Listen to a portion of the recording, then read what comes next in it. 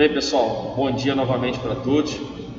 A gente vai iniciar aqui um novo tópico, né, que é distribuição. Um novo tópico da farmacocinética, que é a distribuição. Tá? Lembrando novamente, só para não deixar de ressaltar, que a distribuição, a absorção, a biotransformação e a eliminação nós estamos estudando de maneira separada com o intuito de entendê-los melhor, ok? Porém, durante todo o processo farmacocinético no nosso organismo, todas as etapas elas acontecem ao mesmo tempo, tá bom? Então, todas as etapas acontecem ao mesmo tempo, somente de maneira didática que a gente estuda cada uma em separado, tá? Então, não achem que vai acontecer a absorção primeiro, para depois distribuir, para depois metabolizar. Não. Então, pequenas quantidades que já são absorvidas já vão sofrer a ação de todos os processos. Tá? E aí, seguindo essa separação em blocos, né, em relação ao que a gente está estudando, a gente vai falar agora da distribuição. Então, a gente vai partir do princípio que aconteceu já a nossa absorção, que nada mais é do que a capacidade daquele fármaco, de acordo com a sua característica, passar por membranas, passar por tecidos, passar pelas nossas barreiras biológicas, até chegar ao sangue. Então a gente vai partir do pressuposto que esse medicamento chegou ao sangue. Então, quando chegou ao sangue, o que acontece com ele? Então, após chegar ao sangue, ele vai ter que ser direcionado para o local onde vai fazer o efeito. Quem carrega ele é o nosso fluxo sanguíneo. Porém, nossos fármacos, na sua grande maioria, eles não têm um sinalizador. Vai lá para o local que eu quero e somente ali você vai fazer efeito. Não. Eles vão ser distribuídos, vão ser carregados de um local para o outro no organismo. E por isso, o que pode acontecer? Esses medicamentos podem alcançar alguns locais que a gente não deseja, tá? E aí pode acontecer uma série de coisas. Por exemplo, esse medicamento ele pode alcançar um local e ficar armazenado lá, que é o que a gente chama de depósito extravascular.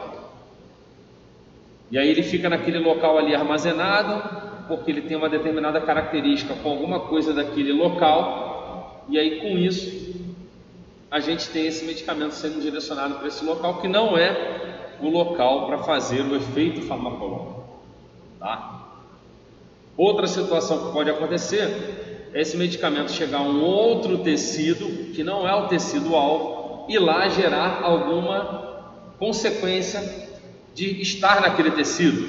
Então a gente pode ter um medicamento passando por um tecido que não é o tecido-alvo e ele gerar um efeito naquele tecido que a gente não espera. Geralmente a gente fala que isso pode ser um efeito colateral, quando a gente conhece, um efeito adverso, que é fora do que a gente espera que vai acontecer em relação ao medicamento, tá bom? Então isso é uma coisa que é comum durante todo o processo do medicamento que é utilizado no momento em que ele está no sangue e que ele vai ser distribuído. Então deu para entender essa ideia? Eu acho que deu. Vamos lá. Existem alguns compartimentos que vão estar desenvolvendo, né, o processo do caminhar do nosso medicamento. Então temos aí compartimento. A primeira figurinha da esquerda, né, de vocês, seria o compartimento intravascular, dentro do vaso sanguíneo, ou seja, no início do processo da distribuição. Então essa primeira figura é a figura, né, do processo intravascular, dentro do vaso. Esse medicamento, ele passou por várias barreiras até chegar ao sangue. E ele vai ter que acabar passando por várias outras barreiras para sair do sangue. As mesmas barreiras que ele precisou ultrapassar para chegar no sangue, ele vai precisar ultrapassar para sair do sangue. Então, se vocês olharem aqui, esse medicamento está dentro do vaso sanguíneo, e aí ele vai ter que sair do vaso sanguíneo e ir para o espaço extravascular, fora do vaso. tá? Esse espaço extravascular, tá? Esse medicamento agora ele vai ficar no espaço intracelular. Então ele vai passando por espaços, por caminhos, até ele alcançar lá dentro da célula daquele determinado tecido onde eu quero que ele chegue. Então isso aqui seria mais ou menos uma ideia do caminho após o medicamento chegar ao sangue. Ele está no sangue, ele sai para o espaço perivascular, extravascular e depois para o espaço intracelular, dentro das células em que ele vai estar alcançando. Bruno, sempre aqui nessa última figura vão ser as células que eu quero que ele chegue? Não, pode acontecer daquelas duas condições que eu falei para vocês anteriormente, de chegar a um local que eu não quero e ficar armazenado, ou chegar a um local que eu quero e que eu não quero, perdão, e fazer algum efeito lá, tá? E a terceira opção seria chegar no local correto e fazer o efeito esperado. Vamos caminhar então. Então, da mesma maneira que a gente conversou lá na absorção, existem alguns fatores que vão interferir também na distribuição, tá? Então, vou falar para vocês alguns fatores aqui, que muitos deles se repetem em relação à absorção. Então, por exemplo, quando eu falo para vocês de lipossolubilidade, é um fator que também serve na absorção e serve também na distribuição. Por quê? Eu preciso de um determinado grau de lipossolubilidade para poder ultrapassar pelas membranas e chegar no sangue. E da mesma maneira eu vou ter que utilizar essa mesma lipossolubilidade para conseguir sair do sangue, porque eu tenho que sair novamente pelas barreiras. Então, para esse processo de solubilidade, né, de lipossolubilidade, o meu medicamento, né, meu fármaco, após ele alcançar a corrente sanguínea, ele vai ter que ter um determinado grau de solubilidade, de lipossolubilidade, para poder conseguir sair e alcançar outras regiões fora do espaço vascular. Então a lipossolubilidade foi importante para ele chegar ao sangue, e a lipossolubilidade vai ser importante para ele poder sair do vaso sanguíneo e alcançar outras regiões. Então isso aqui a gente já conversou, tem uns slides na frente que eu vou mostrar também, fazendo menção a isso, e vocês vão entender muito bem. Outra coisa que a gente conversou também foi sobre o grau de ionização, a relação pH com constante de ionização do nosso medicamento com pKa.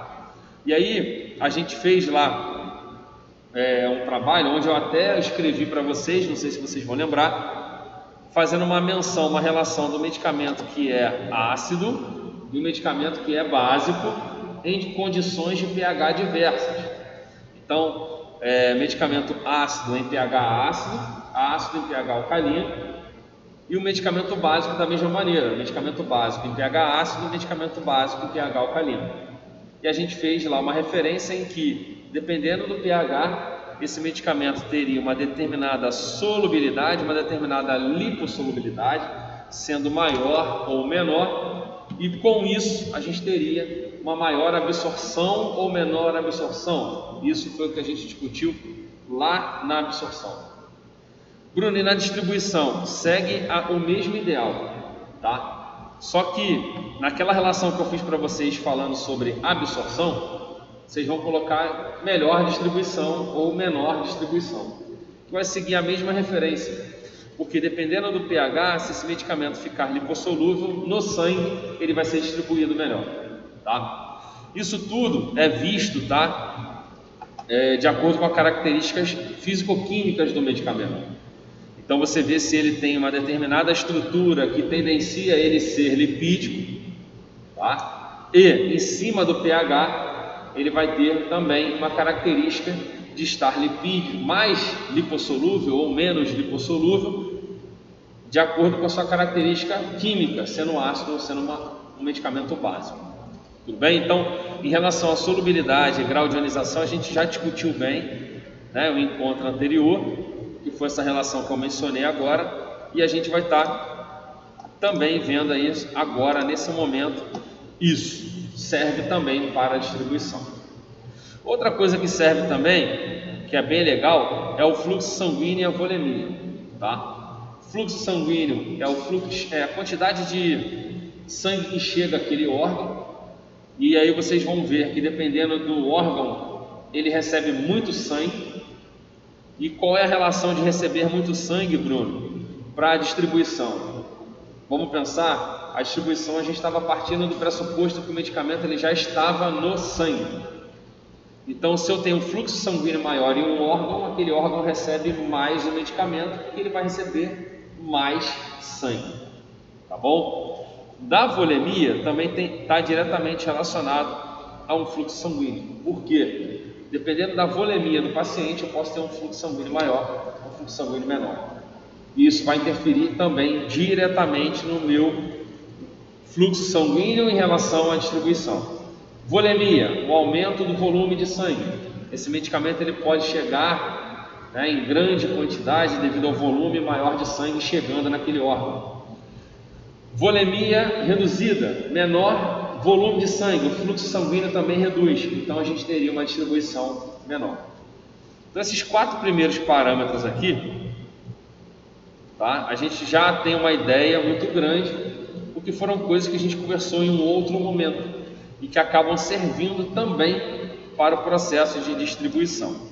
Nesse slide aqui, vocês vão conseguir ver melhor, esse próximo slide, falando sobre a ideia do fluxo sanguíneo. Então olha aqui, a gente tem uma tabela mostrando o órgão, o tecido, o tamanho dele, a massa, o volume dele e o fluxo sanguíneo que ele recebe, o quanto de sangue que ele recebe.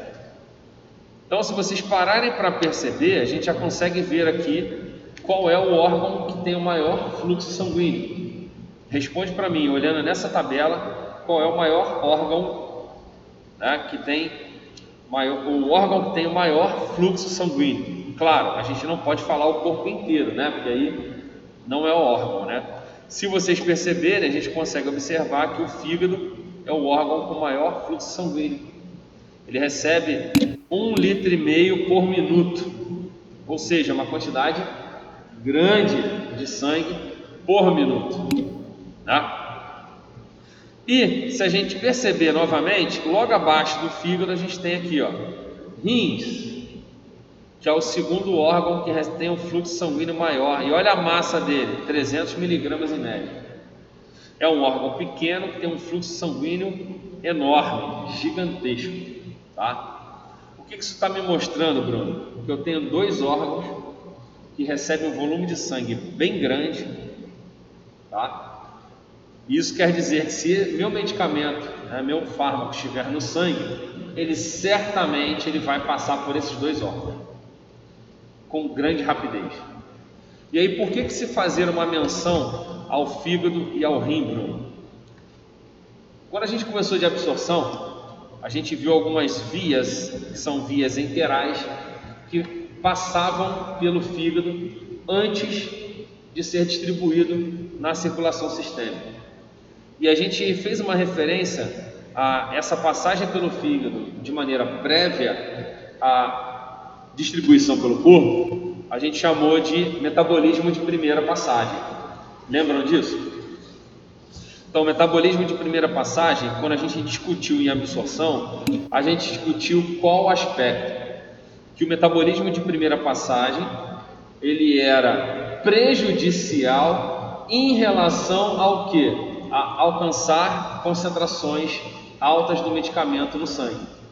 Por que ele tinha esse fator prejudicial? Vimos que o fígado é um dos órgãos principais que vão fazer biotransformação ou metabolismo do nosso organismo. E aí, qual é a intenção do fígado fazer uma biotransformação de fármacos? Essa biotransformação de fármacos sendo feita pelo fígado é com a intenção de preparar o fármaco, inativá-lo, torná-lo mais hidrossolúvel para facilitar a sua excreção. Então, quando a gente fala em distribuição, a gente também tem que lembrar que esse medicamento no sangue, ele vai chegar no local que ele vai fazer efeito, mas ele vai passar em grande quantidade dele pelo fígado. Então, também na distribuição, igual a gente viu em vias, que tinham metabolismo de primeira passagem, quando a gente pensa em distribuição, naquelas vias que não passavam pelo fígado antes, não vão passar antes, mas depois elas vão passar com certeza. Por quê? O fígado é um órgão que recebe muito sangue. Então, vamos supor que você usou o medicamento pela via intravenosa, chegou totalmente o que você administrou, porque a biodisponibilidade é de 100%. Esse medicamento chegou até o seu sangue, o coração vai bombear ele para o corpo e grande parte desse medicamento vai passar pelo fígado. E quando ele passar lá, ele tem uma possibilidade de estar sofrendo o metabolismo. Esse metabolismo não é de primeira passagem, né? É o metabolismo após, né, o fluxo sanguíneo cardíaco, né, após o débito cardíaco bombear esse medicamento pelo corpo inteiro. Então, se o meu medicamento ele não sofrer metabolismo antes de espalhar pelo corpo, certamente e com certeza ele vai sofrer metabolismo quando o coração bombear ele para espalhar ele pelo corpo. Deu para entender essa ideia aqui do fluxo sanguíneo, do fígado e de metabolismo que a gente discutiu? Então a gente não tem como escapar, né, gente? A gente não tem como escapar, porque esse medicamento ele vai passar pelo fígado com certeza. Se ele não passar antes, ele vai passar depois. O segundo órgão de fluxo sanguíneo maior são os rins. E se a gente parar e fizer uma ideia do que os rins fazem, eles fazem o que? Eles trabalham eliminando coisas que a gente não utiliza, tá? E aí essa eliminação ela é feita através do leito renal com a excreção de urina. Então o que a gente pode observar em relação aos medicamentos? A mesma ideia em relação ao fígado. Então, se o meu medicamento ele passa pelo fígado, ele perde seu efeito, né? Pelo menos essa é a intenção principal do fígado. E perdendo seu efeito, esse medicamento se torna mais hidrossolúvel. Logo após sair do fígado, esse medicamento ele vai passar onde? Pelos rins. E se o fígado conseguiu transformá-lo em hidrossolúvel, o que vai acontecer com esse medicamento quando ele chega nos rins? Ele vai ser excretado. Ele vai ser eliminado. Por quê? Porque os rins vão conseguir, né, pegar esse medicamento que está hidrossolúvel e colocá-lo na urina, porque a gente tem um grande volume de água, e mantê-lo lá. Ok? Então a gente consegue fazer uma referência aqui ao fluxo sanguíneo e à volemia, que quanto maior o fluxo sanguíneo, maior chance desse medicamento ser distribuído para o fígado e consequentemente ser metabolizado, e maior chance desse medicamento ser distribuído para os rins e ser excretado, dependendo da condição em que ele vai se transformar de acordo com o pH do sangue e a sua característica química. Então deu para entender essa ideia geral sobre a distribuição? Essa relação do fígado e do rim, que isso vai servir para etapas seguintes que a gente for conversando da farmacocinética. Tá bom? A gente já consegue observar também que tem dois outros órgãos aqui em seguida, ó, o músculo e o cérebro. Eles recebem bastante sangue também, tá? Então, são medicamentos são órgãos que vão receber um volume de sangue muito grande, não tão grande quanto o fígado, quanto os rins, mas eles vão receber rapidamente um volume de sangue que é grande também, tá? E aí a gente para pensar na ideia de depósitos extravasculares. Dependendo do medicamento, ele vai passar lá pelo músculo e ele pode ficar acumulado no músculo, ou chega até o sistema nervoso central e penetra e fica ali. Porém, dependendo de onde a gente quer que esse medicamento atue, esses locais que recebem um fluxo sanguíneo, vamos dizer, de maneira intermediária, não são os locais de efeito. Então, isso pode estar gerando o quê? Um depósito extravascular ou um efeito fora do efeito desejado, porque eu vou alcançar regiões diferentes da região em que eu queria que esse medicamento chegasse.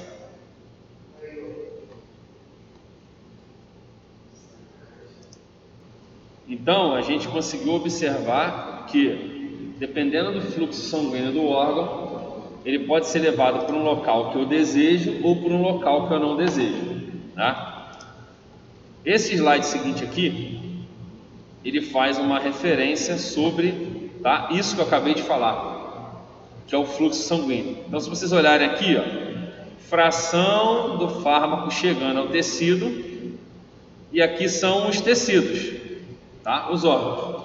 Então, olha aqui, rim, olha a fração do medicamento que chega, ó, com 1 hora. Se vocês olharem aqui, ó, calma aí.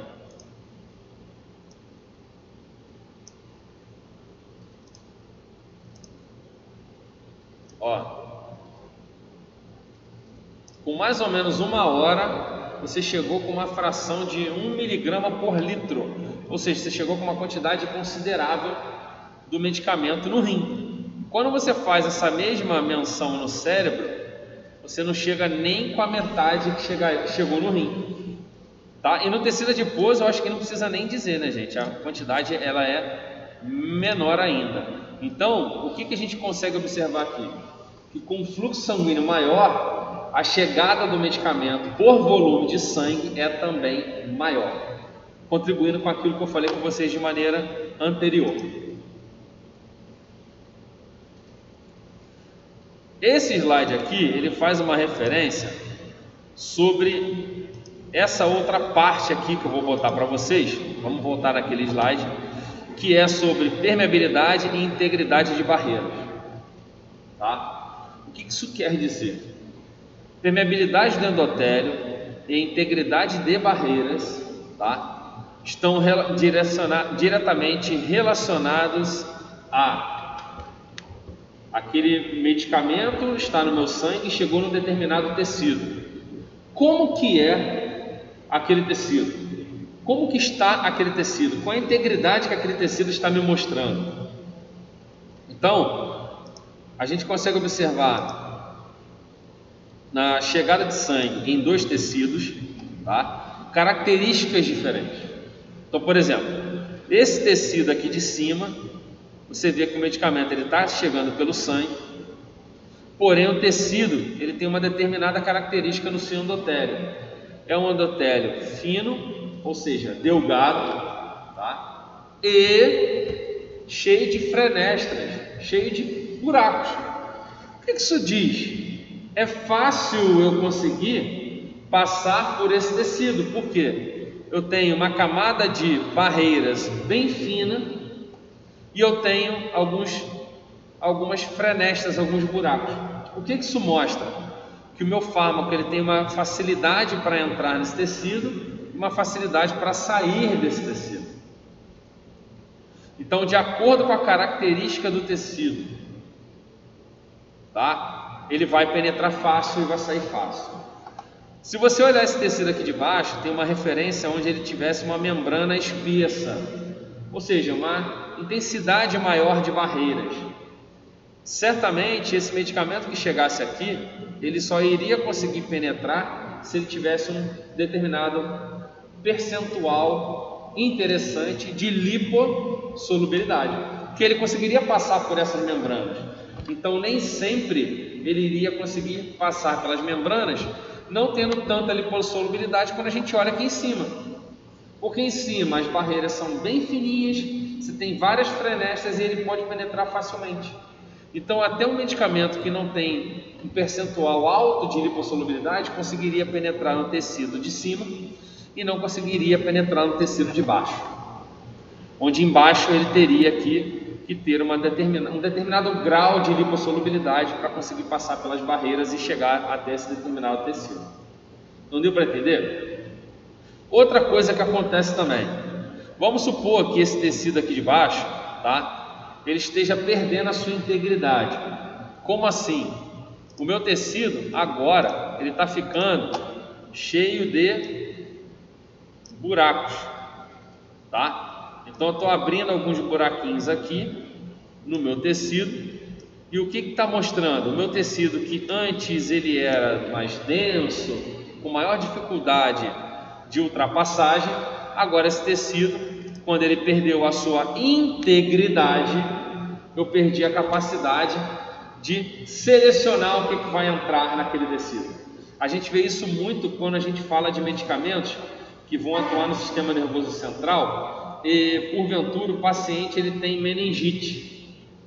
Então, durante o processo, né, de meningite, a gente gera um processo inflamatório nas meninges e a gente pode estar gerando lesões ali na meninge, que facilita a passagem de medicamentos. Então, não é à toa que existem medicamentos que, quando o paciente está sem nenhum processo inflamatório ou infeccioso na meninge, ele vai ter dificuldade de ultrapassar as meninges, e quando o paciente tem meningite, essa dificuldade ela é perdida e o meu medicamento agora ele consegue ultrapassar as meninges quando está com processo inflamatório infeccioso lá causando a meningite, tá? Então esse slide aqui ele explica muito bem isso, a característica da barreira e a integridade da minha barreira em relação à passagem de um tecido para o outro. Se vocês perceberem, ocorre sempre uma referência, sempre uma menção à lipossolubilidade, é isso? A fluxo sanguíneo, ou seja, foi o que eu conversei com vocês agora há pouco. Tudo acontece ao mesmo tempo. Então a gente tem aí uma grande quantidade de fatores acontecendo ao mesmo tempo. Beleza? Olha aqui a lipossolubilidade que eu falei com vocês anteriormente. Olha só, razão da concentração do fármaco. Então o que está mostrando aqui, tá? Esse gráfico. Pode falar, Thiago. Só uma dúvida que eu tive agora, que você estava falando quando toma remédio tarja preta, né, neural, você tem que induzir a meningite. Mas isso não pode dar problema porque você está induzindo uma doença a uma pessoa. Não, mesmo que eu não falei outra. Não, eu não falei de induzir a meningite. Eu falei que pacientes que têm meningite, a penetrabilidade nas meninges ela vai ser maior porque eu perdi a integridade da barreira. Comparado com quem? Com o paciente normal, entendeu? Então assim, a gente não vai induzir meningite em ninguém para chegar medicamento na meninge, tá? Eu estou falando que em determinados processos infecciosos inflamatórios de meninge, a passagem de medicamento pode ser maior devido à perda da integridade das meninges. Entendeu? Sim. Agora foi. Beleza. Então, o que essa fração aqui, ó, essa barra aqui, ó, superior, na vertical, está mostrando no meu gráfico? Fluido cérebro-espinhal barra plasma. Ou seja, quanto mais eu crescer aqui a minha curva, quanto mais subir a curva, mais ela está chegando no cérebro. Então, quanto mais eu subir a minha curva, mais esse medicamento está chegando no cérebro. Quanto mais a curva ficar para baixo, mais esse medicamento está ficando restrito ao plasma. Então, conseguiram entender o que o gráfico está mostrando?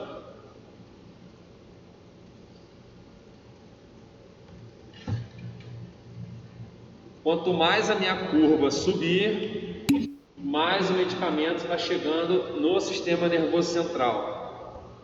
Quanto mais a minha curva ficar para baixo, mais o meu medicamento ele fica restrito ao sangue. Então a gente já consegue observar aqui algumas coisas que são bem legais. Por exemplo, a gente consegue observar aqui nessa curva qual o medicamento que vai alcançar mais rápido o cérebro. Fala para mim o nome do medicamento que vai alcançar mais rápido o cérebro.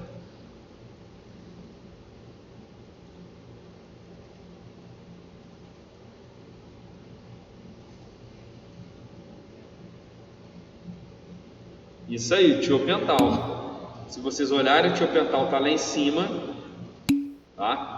E ele vai atingir rapidamente o sistema nervoso central. Sem o H, está em inglês, tá? É sem o H. É porque isso aqui está em inglês. Eu não traduzi os medicamentos, né? Só traduzia os eixos, né? E aí depois do tiopental, quem é o mais rápido? Pentobarbital, depois o barbital, depois o ácido salicílico e o último a sulfaguanidina. Se você olhar, a sulfaguanidina quase não chega no cérebro. Tá? Você demora lá 80 minutos e não vai chegar nem 0,2% no cérebro. Tá bom? Então isso tem a ver com a lipossolubilidade, né? Então a lipossolubilidade está fazendo menção nesse tipo aí de experimento que a gente está vendo nesse gráfico aí exposto, tá bom? Então esse gráfico mostrou, né, a característica lipossolubilidade em chegar mais a um tecido ou outro, sendo mais distribuído para um tecido ou outro. O processo de distribuição ele pode ser medido, tá? Essa mensuração, né, do processo de distribuição não é uma mensuração dentro do que a gente pode dizer que seria um volume de distribuição real. Por quê? Essa quantificação da distribuição vai me dar um valor que a gente chama de volume de distribuição aparente. Por quê?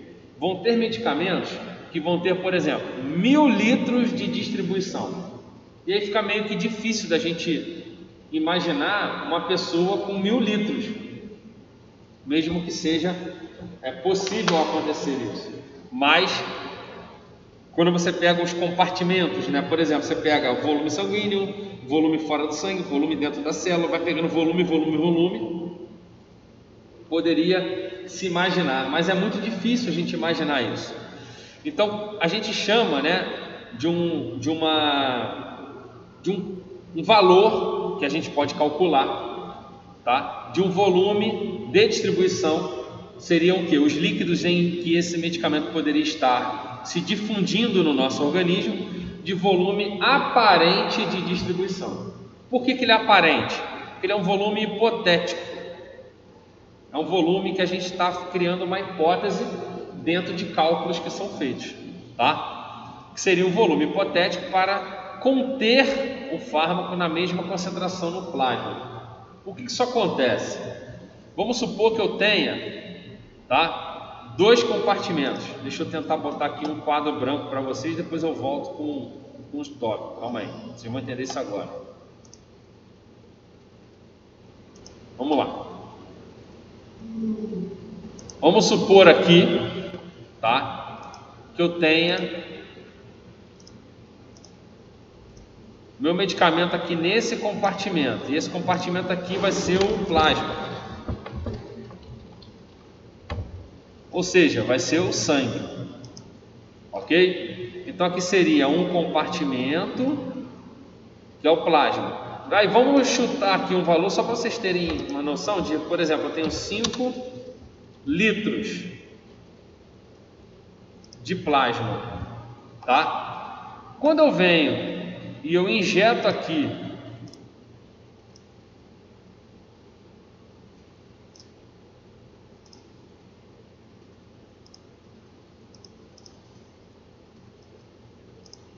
só diminuir a tela aqui de novo. Vamos supor que eu injeto aqui, tá? Vem aqui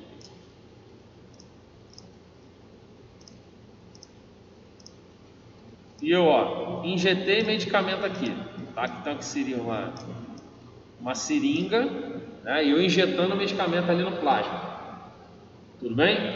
Vamos supor que eu injetei, eu vou escrever aqui em cima, uma dose de 200 miligramas.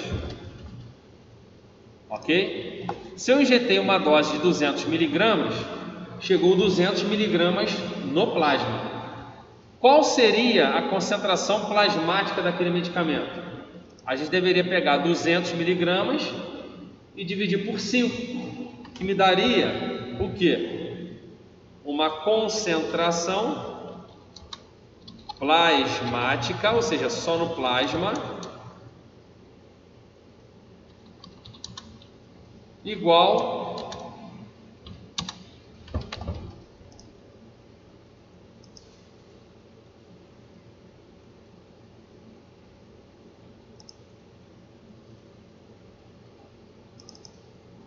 isso, Thiago, eu estava escrevendo, eu dei uma travada aqui.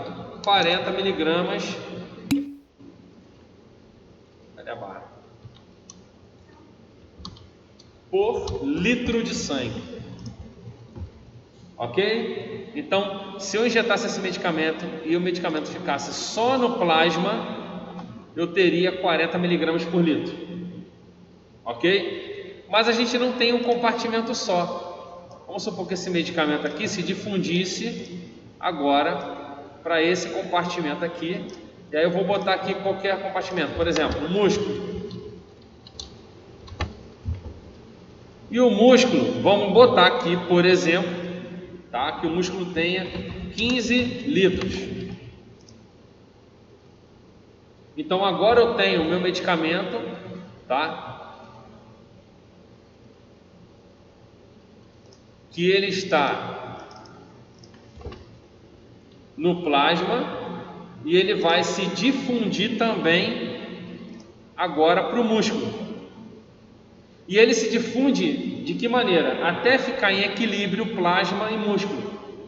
Então, qual o volume que eu tenho agora de difusão do meu medicamento? 5 mais 15, ou seja, 20 litros. Nesses 20 litros, qual vai ser agora a minha concentração plasmática?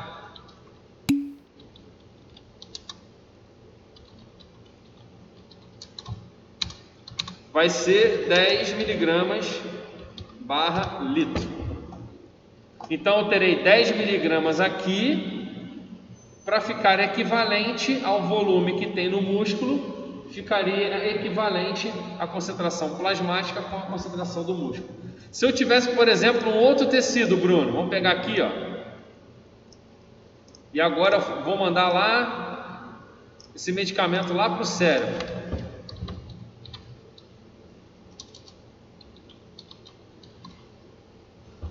Ok? E aí vamos supor que o cérebro tenha, vou chutar aqui um valor, 10 litros. Tá? Qual seria agora o volume em que o meu medicamento estaria? 5 mais 15, 20 mais 10, 30. Então a minha concentração plasmática 3, que seria com os 3 lugares, seria de quanto? O Thiago calculou aí? 200 por 30. O Thiago já está calculando mais rápido, está mais fácil. 200 por 30 dá 6,6666666. Isso, é uma dízima, isso aí mesmo. 6,666 miligramas por litro. Então vocês estão vendo o seguinte, que quanto mais o meu medicamento conseguir se difundir, menos ele fica no sangue. E aí, qual é a referência sobre a distribuição? Porque é o seguinte, ó, vamos supor que aqui embaixo esteja o meu alvo terapêutico. Se cá embaixo está meu alvo terapêutico e este medicamento ele está se difundindo por vários tecidos, quanto que eu teria disponível para chegar no alvo terapêutico? Se eu estivesse distribuindo para o cérebro e para o músculo, eu só conseguiria fazer chegar no alvo terapêutico 6,66. Eu teria a possibilidade. Se eu não distribuísse para o cérebro, eu teria uma quantidade maior, ou seja, uma possibilidade maior de chegar até o alvo terapêutico. Tá? Então, o que vai me mostrar a relação distribuição relacionada ao volume de distribuição e a chegada ao alvo terapêutico? O volume de distribuição ele vai ser maior, ou seja, eu vou alcançar vários compartimentos, vários locais do meu organismo, porém eu vou deixar de maneira residual uma concentração plasmática menor do medicamento. Isso pode acarretar em uma menor chegada de medicamento ao alvo terapêutico, porque ele está sendo distribuído para outros tecidos. Deu para entender essa ideia?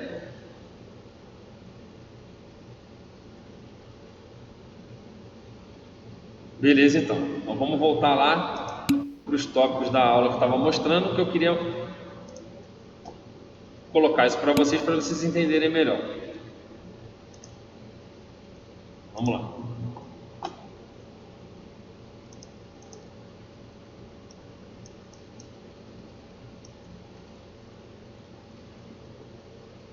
Estava aqui. Então esse volume é um volume hipotético em relação aos compartimentos que eu vou estar alcançando. Esse volume de distribuição ele pode ser calculado, tá? Que ele é nada mais do que o quê? A dose que você administrou vezes F. O que significa F? A biodisponibilidade, ou seja, é a quantidade que chega. Então você tem uma relação de quanto você deu, quanto chega, tá? Ou quanto tem possibilidade de chegar. Quanto que tem possibilidade de chegar, dividido por quanto chegou realmente, que é a concentração plasmática, tá? Isso me dá uma ideia de qual é o volume aparente que esse medicamento aí estaria difundido. Quando a gente pensa em compartimentos, né, eu mostrei para vocês de uma maneira, mas essa ideia aqui também mostra uma ideia de compartimentos. Se eu colocasse o medicamento e ele ficasse restrito ao sangue, eu teria uma curva assim, ó, quantidade de medicamento no sangue, e o tempo estaria passando, esse medicamento estaria aprisionado no sangue. Mas quando a gente para e tenta começar a fazer uma reflexão sobre o que acontece de verdade, esse medicamento ele chega ao sangue e ele tem a possibilidade de sair do sangue. Então o que isso me mostra? A minha curva muda, ela não aumenta e fica lá em cima, ela aumenta e ela vai reduzindo gradativamente. O que seria essa redução gradativa? O meu medicamento ele vai se distribuir para o músculo, para o cérebro, vai passar no fígado, vai ser excretado através dos rins. Então você vai diminuindo a quantidade, né, do medicamento que estava no sangue, porque ele está saindo para outras regiões. Então você vai reduzindo de maneira gradativa, tá? Gradativa a concentração plasmática daquele medicamento. Porém, vimos que anteriormente eu falei com vocês, os medicamentos eles poderiam ser distribuídos para locais e ficar lá armazenado. Então vamos supor que eu tenho aqui, ó, medicamento no sangue, tá? E parte dele vai lá para um volume extravascular, para um tecido que ele vai ficar armazenado. Então, obviamente, que a quantidade que vai para o tecido vai deixar em equilíbrio, como nós vimos anteriormente, a concentração que está no sangue com a concentração que está fora do sangue. E se vocês olharem a curva, ela sobe e ela desce e para. Por que ela para? Eu atingi o estado de equilíbrio entre o volume extravascular e o meu sangue. Então o meu medicamento está difundido em 2 compartimentos com uma mesma concentração em equilíbrio. Bruno, isso mostra a realidade? Ainda não. Por quê? A nossa realidade ela está mais voltada para esse slide aqui, que seria o quê? Você teria o medicamento aqui no sangue e parte no volume extravascular. Ok? E o que vai acontecer com esse medicamento? Ele vai começar a sair do sangue indo para outros órgãos. Então, o que nós temos de consequência é o medicamento saindo, e quando ele começa a sair, a concentração dele no sangue começa a diminuir. E aí o que vai acontecer com os 2 compartimentos que estavam em equilíbrio? Eles saem do equilíbrio de concentração. Nesse momento que esse medicamento começa a reduzir a sua concentração no sangue, no plasma, o meu compartimento ele começa a repor o medicamento ali no sangue para tentar alcançar o equilíbrio novamente. E aí, o que a gente consegue observar? A gente consegue observar a figura que sobe, desce, quando começa a ficar em equilíbrio o sangue e o depósito extravascular, por esse medicamento continuar sendo distribuído, e aí de que local que ele vai sair? Vai sair do sangue, eu começo a cair a curva, Bruno, por que essa curva não cai rápido? Ela está caindo muito devagar, porque o meu depósito extravascular, no momento em que eu pego uma parte que está no sangue, o depósito extravascular repõe, mantendo ali um estado, tentando, né, manter um estado de equilíbrio com as concentrações do medicamento que a gente tem no sangue. Deu para entender? E é isso que acontece na realidade, tá? Por isso que muitas das vezes os medicamentos eles demoram para reduzir as suas concentrações plasmáticas. Foi essa a ideia aqui? Essa é a ideia mais real de como acontece com o nosso organismo. Beleza? Bruno, Oi. eu tenho uma dúvida. Tem remédio que, tipo, por exemplo, tem alguns que são 1 grama, 5 gramas, mas tem remédio que é tipo 150 miligramas. Quanto menor é porque o medicamento é tóxico, tem que ser eliminado mais rápido ou não? Ele só faz efeito também? Tem que ser eliminado mais lento, sei lá. Em relação à dose, a gente tem essa referência que a gente vem falando até agora, né, de absorção e de distribuição, tá? Porque absorção e distribuição falam em relação à entrada do medicamento e ele se espalhar pelo corpo, tá? A dose ser mais alta do medicamento ou a dose ser mais baixa é que foram feitos testes anteriores ao medicamento chegar no mercado, em cima de pessoas que estão doentes, e se chegou para o efeito terapêutico desejado, é aconselhado se administrar tal dose do medicamento, tá? Isso, obviamente, baseado em quê? Em estrutura química do medicamento, padrão de absorção, padrão de distribuição, padrão de excreção, padrão de metabolismo, padrão desses parâmetros cinéticos que a gente vai estar conversando. Então, em cima desses padrões, o que a gente tem de referência? Poxa, se eu sei que esse medicamento ele é pouco absorvido, eu tenho que dar uma dose maior para poder chegar à concentração plasmática X. Por quê? Porque eu sei que ele vai ser pouco absorvido. Se eu sei que esse medicamento ele é muito metabolizado, excretado muito rápido, eu posso criar lá uma dose X daquele medicamento, já sabendo que eu vou ter perda. Então a dose ela é criada, né, porque ela chega padronizada, né, nas formas farmacêuticas que a gente compra, que são as formas oficinais, né, que vem do laboratório. Mas por que elas são padronizadas? Porque foram feitos alguns testes anteriores e aquela concentração X, aquela dose X do medicamento estaria gerando uma concentração Y no sangue, que estaria dentro da janela terapêutica, sabendo que ele vai ser absorvido de tal maneira, distribuído, excretado e metabolizado de tal maneira.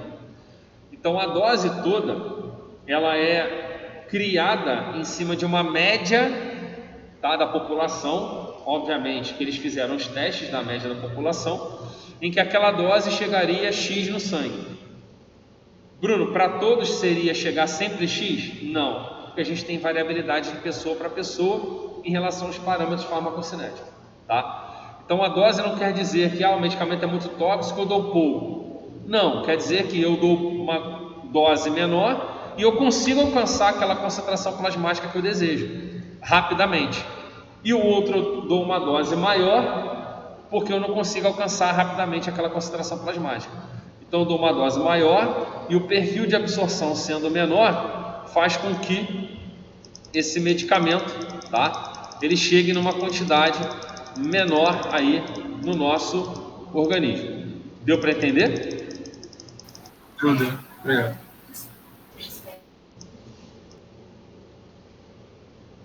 Pessoal, dentre os parâmetros todos, né, a gente viu que tem vários parâmetros que interferem aí na distribuição.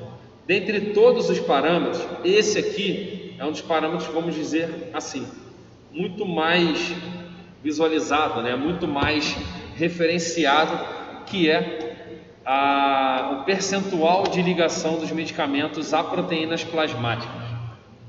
E aí, qual é a referência que a gente faz sobre proteínas plasmáticas? Após esse medicamento chegar no sangue, se vocês lembrarem lá do slide que eu mostrei para vocês lá em absorção, né? E aí vai estar até num vídeo anterior que eu coloquei para vocês. Tinha lá, fármaco na forma farmacêutica sólida, ele dissolve, e aí somente na forma dele que está livre que vai ser absorvido. Então, se somente livre vai ser absorvido, a fração que está livre é a que vai estar no sangue.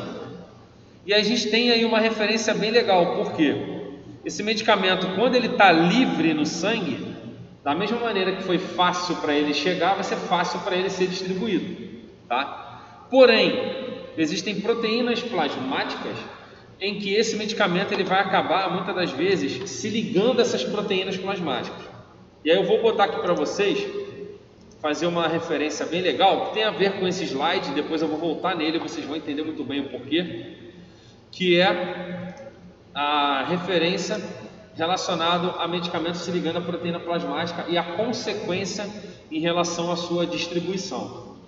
Por quê? As proteínas plasmáticas elas vão funcionar como se fosse um reservatório imediato de medicamento ali no sangue, tá? Por quê? Terão medicamentos que se ligam muito à proteína plasmática e terão medicamentos que se ligam pouco à proteína plasmática.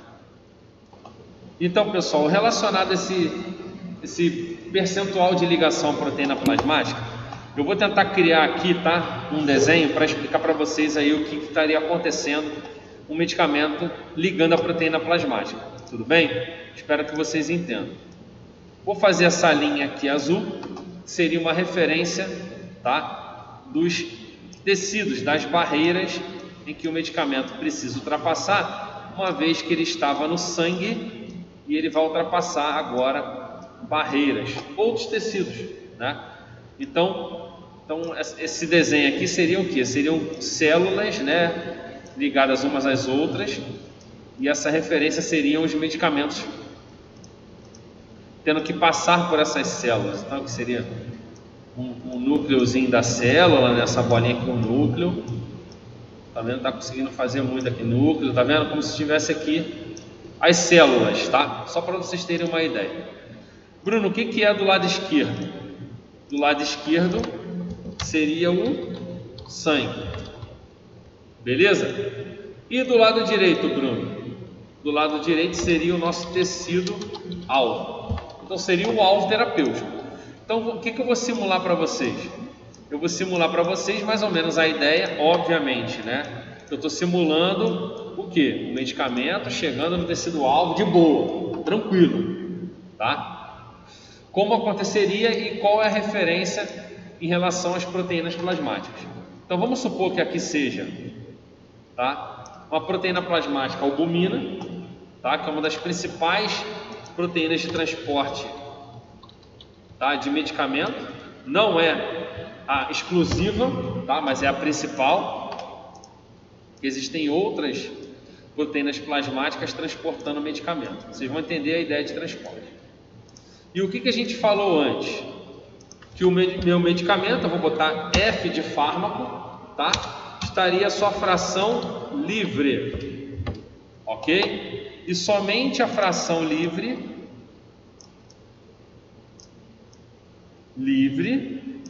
ela conseguiria o quê?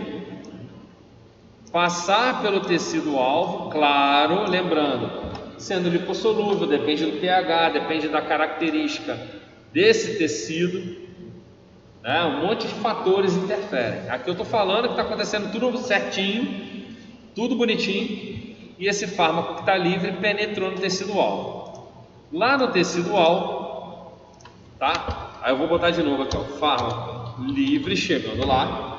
O que vai acontecer? Esse fármaco livre ele vai interagir com o alvo terapêutico dele, que está onde? Lá no tecido alvo.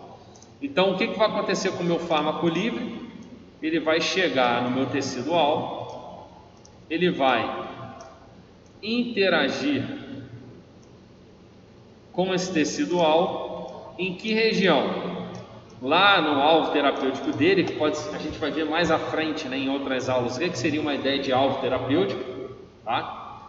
E qual é a consequência dele se ligar a esse alvo terapêutico aqui? Isso me geraria um efeito, tá? Que efeito é esse, Bruno? É o efeito em que eu estou desejando, né, que esse medicamento faça. Então, somente a fração livre do medicamento chega até o alvo terapêutico, tecido, interage com o seu alvo e gera o efeito que eu estou esperando.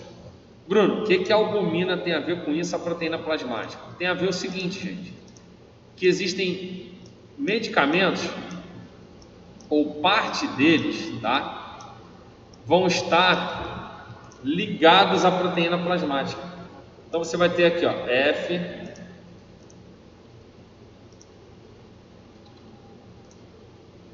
parte dos medicamentos podem estar ligados à proteína plasmática, ok? Então botei ali para vocês a albumina, várias letras F simbolizando o que? O fármaco, e o F aqui embaixo também simbolizando o fármaco.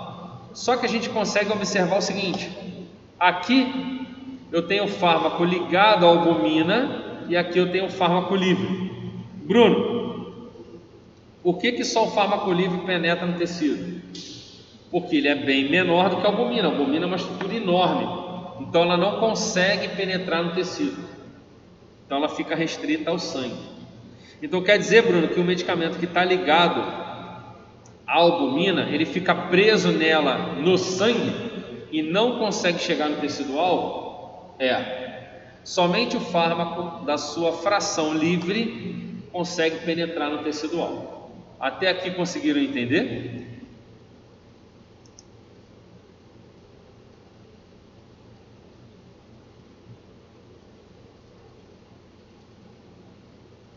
Tá, beleza. Agora que entra a questão: como que eu sei a quantidade que está ligada na albumina e a quantidade que está livre? Porque se a quantidade que está livre chega e vai gerar o efeito, como que eu sei?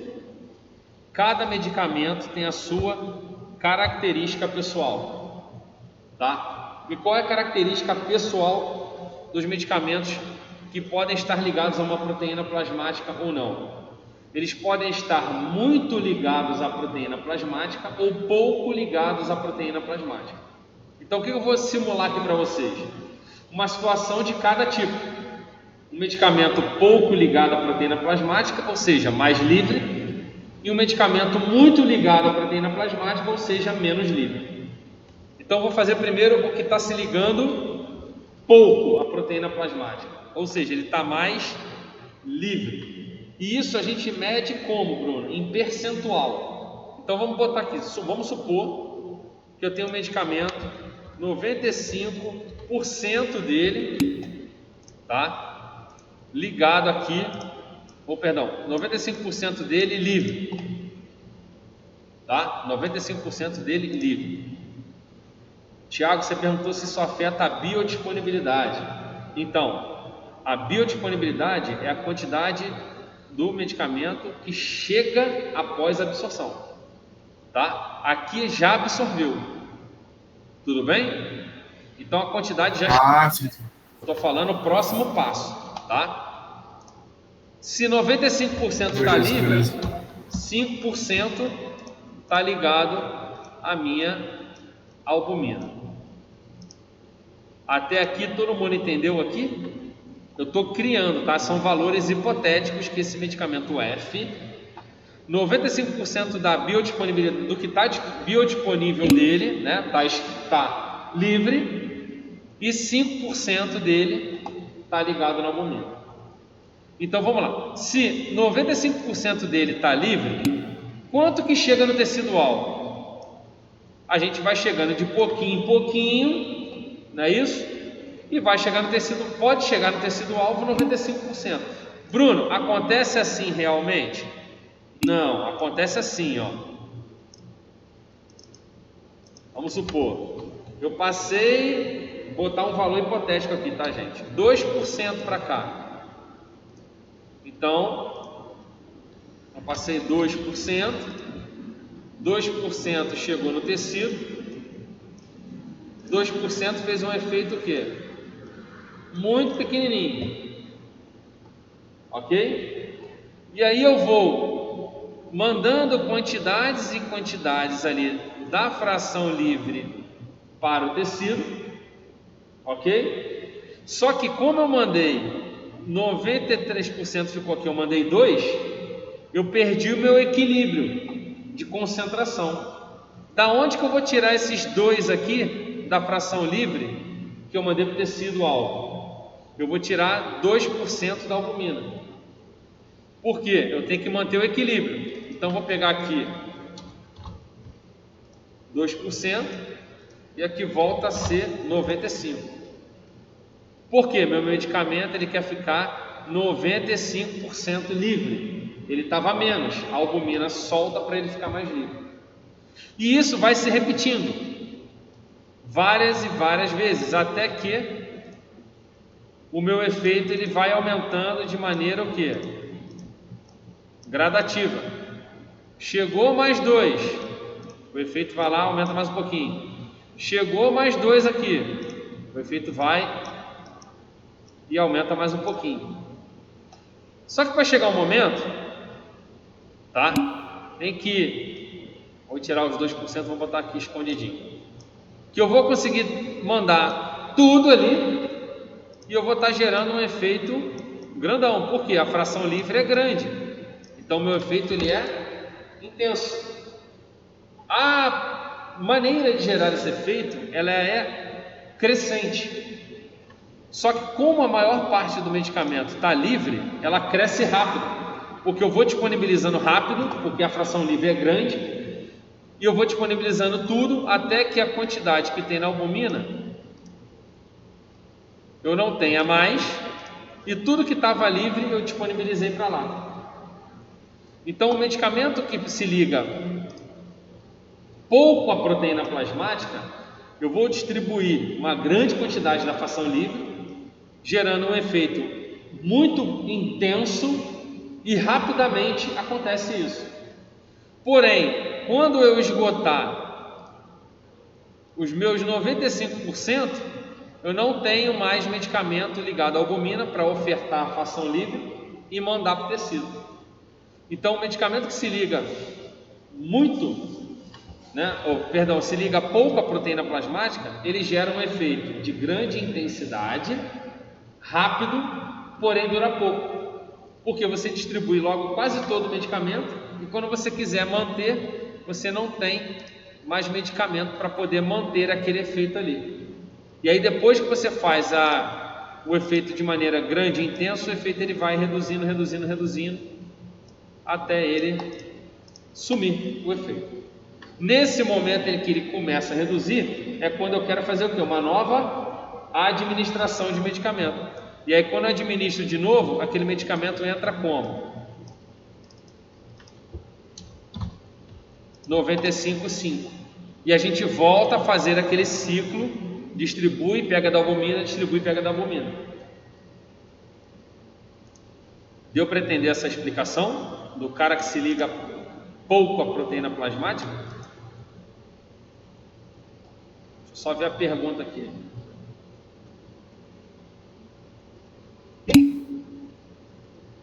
A proteína plasmática ela contribui para o transporte no sangue, tá? Eu gosto de falar que parece que ela é um reservatório imediato, né? Consumir um pouquinho da fração livre, ela já vai soltando para ela tentar manter o equilíbrio. Vou simular para vocês agora o contrário, tá? Um medicamento que ele está 95% na albumina e só 5% livre. Ou seja, a situação inversa. Então, o que acontece com esse medicamento desse jeito? Se 5% está livre, 5% chega no tecido alvo. 5% me dá um efeito X. Bruno, não tem mais fração livre, mas eu tenho ligado à albumina. Então, o que eu vou fazer? Eu vou pegar da fração que está ligada à albumina, vou liberar quanto? 5. Porque a fração livre desse medicamento é o que? 5%. Então, assim que eu libero mais 5%, o que vai acontecer? Eu vou mandar para lá os 5% e agora o meu efeito ele aumenta mais um pouquinho. E aí eu pego e libero mais da albumina, mais 5%. Liberando a albumina mais 5%, eu reponho a minha fração livre. E essa fração livre vai passar para o tecido. O que acontece com o meu efeito? Vai aumentando. Então, como se comporta um medicamento que se liga muito na albumina?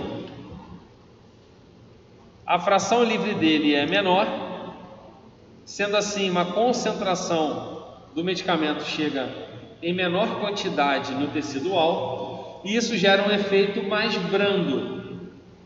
É gradativo também, mas sendo um efeito brando, ele é um efeito, além de brando, duradouro. Por que ele demora mais tempo no seu organismo acontecendo?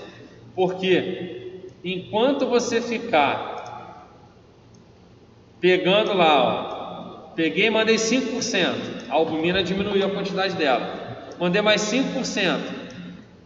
A albumina diminui a quantidade dela e deixa mais livre. Mandei mais 5%. Mandei mais 5%.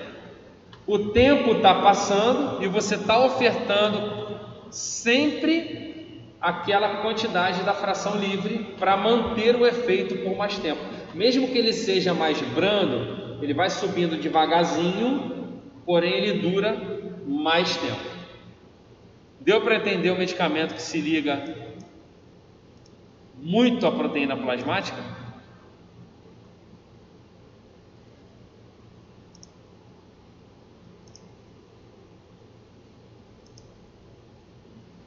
Tá, beleza. Bruno, por que é importante eu saber um medicamento que se liga muito ou pouco à proteína plasmática? Porque é o seguinte, a gente vai ter um problema, tá? Quando, por exemplo, um paciente fizer o uso de mais de um medicamento que se liga muito à proteína plasmática. Então, por exemplo, vou botar aqui, vou mudar o nome aqui do medicamento. Botar a letra D. D todo mundo vai entender porque eu estou fazendo uma referência ao diazepam. Diazepam, que é um medicamento utilizado como indutor de sono, redução de ansiedade, é um ansiolítico e ele também é um hipnótico, tá? Então aqui a gente teria, estou simulando, tá, gente, para vocês entenderem aqui, quando a gente acaba utilizando dois medicamentos que se querem se ligar muito à proteína plasmática, tá? Então vamos supor aqui, ó, vamos lá, seguindo a mesma ideia anterior, D de diazepam, 5% livre, tá? Estou simulando que ele seja assim, e 95% ligado à albumina. Eu vou passando 5% para lá, vai fazendo um efeito, e a albumina vai liberando 5% para eu ficar mantendo essa passagem, essa distribuição para o tecido alvo.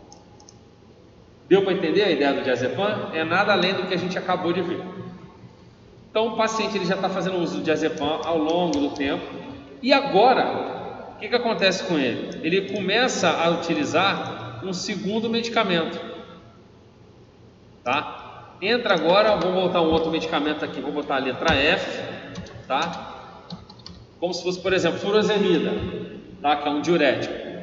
O paciente começa a tomar furosemida e a furosemida ela quer ficar, tá?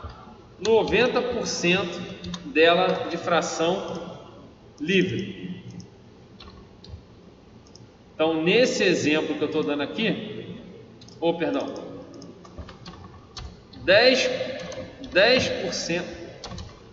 10% da fração livre.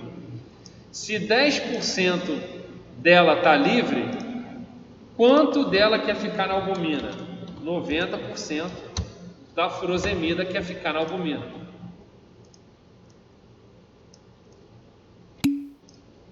Até aqui está todo mundo entendendo o que eu estou tentando mostrar para vocês? Beleza. Show. Então o que vai acontecer? O diazepam já estava lá. a furosemida quer se ligar na albumina. Para a furosemida se ligar na albumina, o que vai acontecer com o diazepam? O diazepam ele vai ter que ceder ali alguns espaços para a furosemida.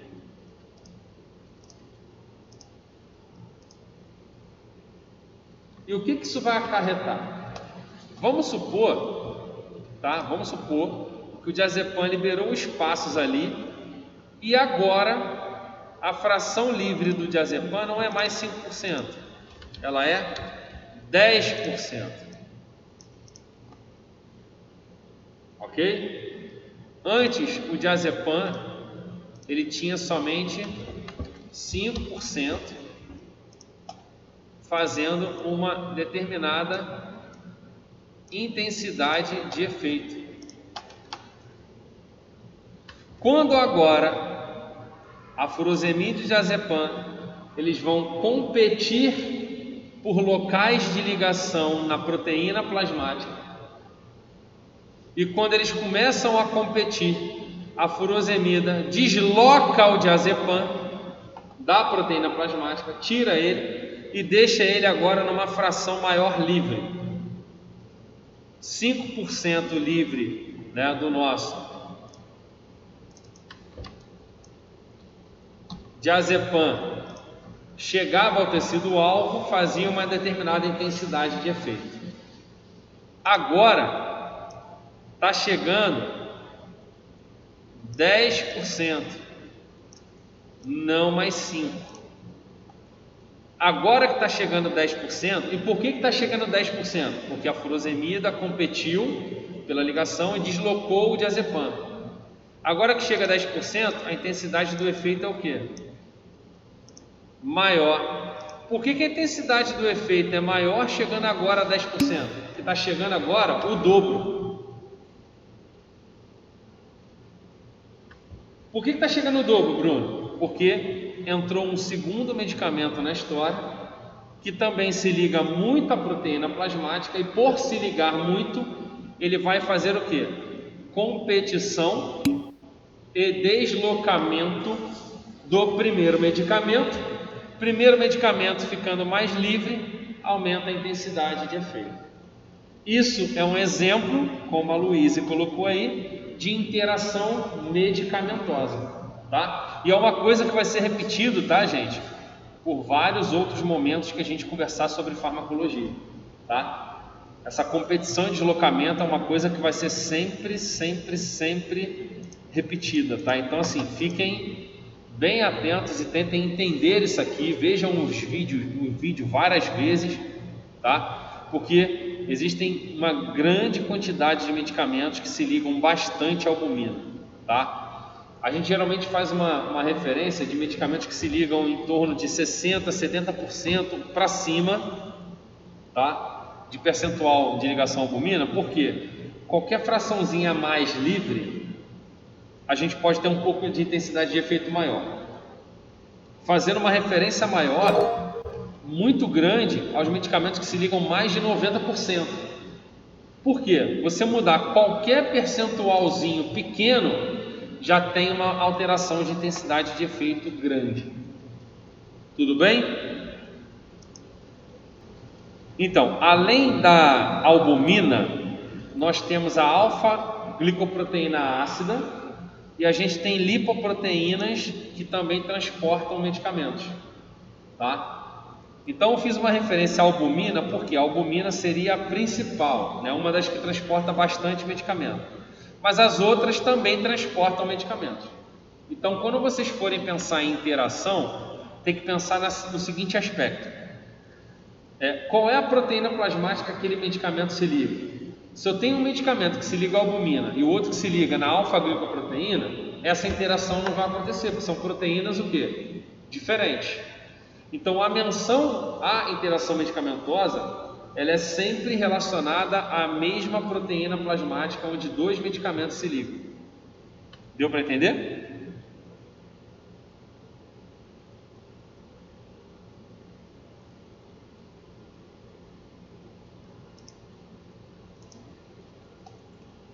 Beleza.